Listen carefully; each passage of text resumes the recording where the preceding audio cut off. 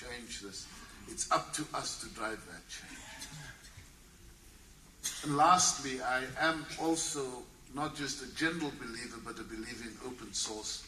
And I think that we haven't begun to tap this well to drink from. And in a lot of what we do, we should be able to write the code, protect the code, and use it differently for government services. So I plead with you from those 8 issues, debate them, discuss them, sequence them, but by all means, we'd like to hold you accountable for the decisions you take. Just before concluding, Chairperson, I want to share with this distinguished audience, I had the privilege of serving on the Oxford Martin Commission for Future Generations. We published the report of the Commission last week on the 16th of October, and I'd like to share with you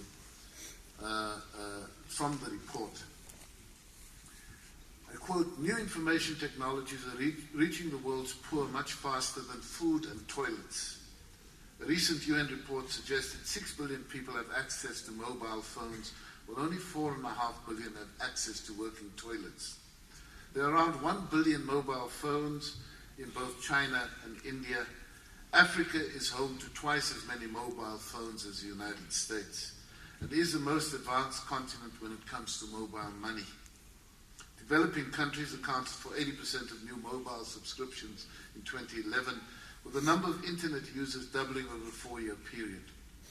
Technology offers great potential to enhance education opportunities, dramatically improve health outcomes, promote free speech and democracy, and offer greater access to global markets. The internet is a key driver of global connectivity and opportunity, but different bandwidth speeds, limited access, and contrasting levels of openness can mean that the internet exacerbates rather than offsets inequality. Recent reports indicate, for example, that less than 15% of the Indian population, that's 150 million people, have access to the internet, with only 3% connected at home. The WTO's TRIPS agreement commits developed countries to providing incentives to the private sector for technology transfer to developing countries, but implementation remains weak.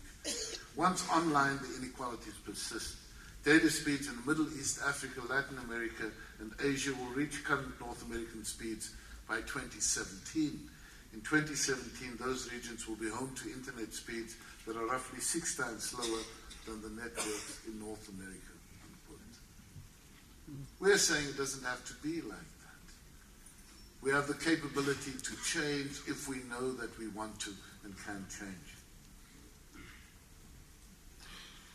I'm saying to you in conclusion that there's no margin for error. The capable and developmental state has to be a smart state. A smart state is dependent on people like yourselves to give form, content, substance, and to keep it engaged and at the cutting edge. Decide and commit to being held accountable for the changes, and we'd like to come back year after year and measure those changes. I'd now like to declare GovTech 2013 open, and I hope that you have wonderful discussions, take good decisions, and emerge from here better informed about capabilities, technology, and all the toys available. Thank you very much.